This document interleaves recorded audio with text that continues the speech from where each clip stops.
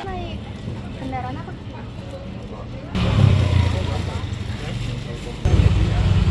Bisa berapa bang? Apa maunya? Biar manis ya.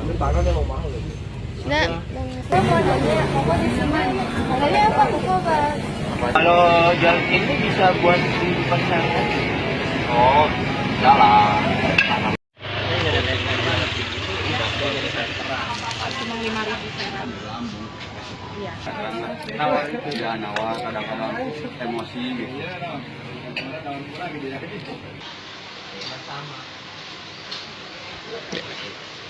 Ya, apa? Kan dapat penghasilan nih. Cukup gak buat kakak? 5.000. Oh, boleh istirahat. Tahu ya istirahat lah, antum. Kejelas. Bagaimana? Yang penting dapat ya bang. Oh iya. Bapak dari rumah ke sini jauh ya? Jauh dari Bogor. Oh, dari Bogor. Dari Bogor ke kampungnya nih.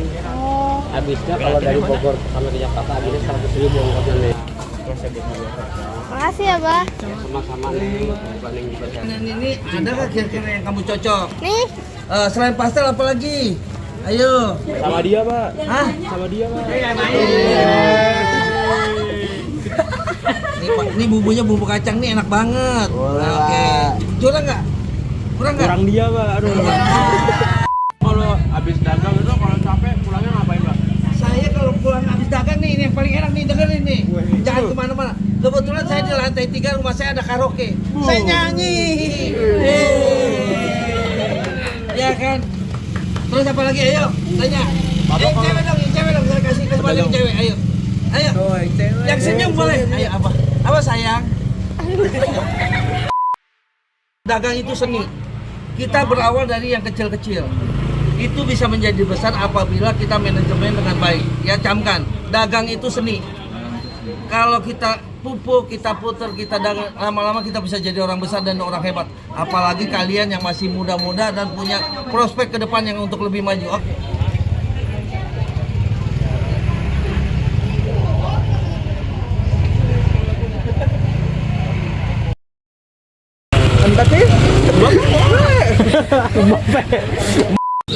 Holiday, yes. Vacation mbak. Yes. For 3 weeks. We don't want to buy. We just have, we just want to look around. We have short time, and we just want to look around because there's lots of things that we are not used to see in our country. So just watching. How did you feel seeing this place at the market around here and the Interesting. Interesting. Yeah. Unique. Exactly.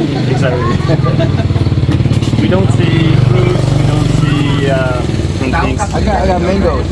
Ah, yeah. I'm from Belgium. Belgium, nice country, bro. Okay, There's something in Belgium? I know the places. I don't know the name. Why do you went to the market? What do I want to see in the market?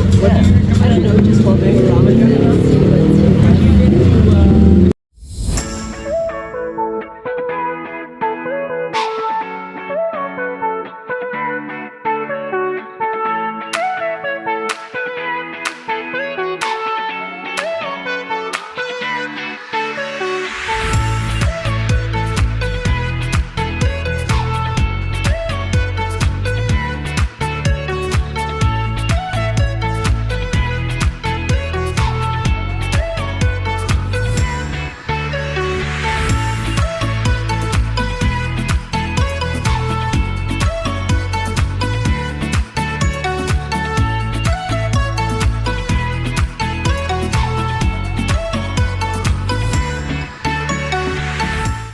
Sandi Budaya, Namo Budaya.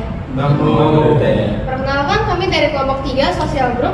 Di sini ada saya sendiri Faisya, ada Sylvia, ada Efrem, Wilson, Kenji, Iksan, dan Jason. Nah, jadi di sini kami akan menjelaskan tentang pendekatan ekonomi, geografi, sosiologi, sejarah, dan PPKN dalam interaksi di pasar. Dalam sosiologi, pasar bukan hanya tempat untuk melakukan jual beli barang atau kegiatan ekonomi. Namun di dalam pasar merupakan salah satu tempat bertemunya individu dengan berbagai latar belakang sosial. Nah, mereka berinteraksi dengan cara bernegosiasi barang, interaksi antara penjual dan pembeli. Hal inilah yang menjalin pola komunikasi dan relasi sosial. Salah satu aspek dari sosiologi adalah analisis perilaku konsumen. Ilmu sosiologi membantu kita dalam memahami bagaimana faktor sosial seperti budaya, status sosial, dan norma memengaruhi keputusan membeli. Dengan demikian, sosiologi memberikan wawasan yang luas dan mendalam kepada kita untuk memahami pasar sebagai fenomena sosial dan bukan hanya sebagai fenomena ekonomi. Dalam ekonomi, interaksi di pasar merujuk pada hubungan-hubungan antara pelaku-pelaku ekonomi seperti produsen, konsumen, pedagang, dan penyedia jasa. Mereka ini berperan dalam proses penawaran permintaan. Interaksi ini membentuk mekanisme pasar yang mempengaruhi harga, distribusi barang, dan alokasi sumber daya. Berikut adalah beberapa konsep-konsep penting dalam interaksi ekonomi di pasar. Yang pertama ada penawaran dan permintaan. Penawaran itu biasanya disediakan oleh produsen, sedangkan permintaan itu biasa yang diminta atau yang diinginkan oleh konsumen. Ya. Yang kedua ada fungsi distribusi. Pasar berfungsi sebagai tempat distribusi karena di dalam pasar terdapat produsen dan konsumen, sehingga para konsumen tidak memerlukan untuk pergi jauh-jauh ke tempat produksi. Jadi mereka tinggal ke pasar untuk membeli barang-barang yang mereka inginkan. Pendekatan geografi dalam pasar itu bisa ditunjukkan dengan seperti aksesibilitas. Nah, biasanya pasar itu diletakkan pada tempat yang lebih strategis. Jadi orang-orang bisa ke sana. Kalau keterjangkauan itu seperti contohnya ada penjual mangga yang kita temukan di pasar, di mana dia menggunakan angkot dari Bogor sampai Jakarta. Dan kebanyakan juga biasanya penjual itu rumahnya dekat, jadi mereka tinggal jalan atau naik motor. Pendekatan nilai Pancasila dalam interaksi di pasar. Pertama yaitu gotong royong. Pedagang harus bergotong royong dengan asisten atau partnernya untuk berdagang. Kedua itu pedagang harus jujur saat berdagang. Yang ketiga yaitu dalam mengamalkan nilai Pancasila, kita sebagai siswa yang ingin mewawancari pedagang, kita harus meminta izin terlebih dahulu sebelum mewawancara atau merekam video. Keempat yaitu nilai keadilan. Semua orang bisa membeli dan menjual di dalam pasar tanpa memandang status sosial mereka. Jalur rempah Nusantara adalah istilah untuk jalur perdagangan maritim yang menghubungkan kepulauan rempah di wilayah Nusantara dengan berbagai negara di Asia, Eropa, dan Timur Tengah. Rute ini membentuk aktivitas perdagangan global di mana pada zaman tersebut rempah-rempah sangat dicari dan diminati khususnya oleh bangsa Eropa.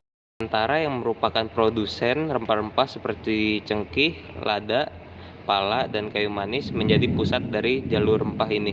Rempah yang kami temukan di pasar Glodok adalah kunyit, jahe, cengkeh, lengkuas, bawang, cabai, dan masih banyak lagi. Selanjutnya ada manfaat dari rempah-rempah yaitu bawang, cabai, dan kunyit. Manfaat dari bawang itu dia mengurangi tekanan darah dan kolesterol. Yang kedua itu kunyit. Kunyit itu dia memperkuat sistem kekebalan tubuh. Yang ketiga cabai. Cabai dia mengurangi resiko penyakit jantung dengan menurunkan tekanan darah. Sekian penjelasan kami. Terima kasih.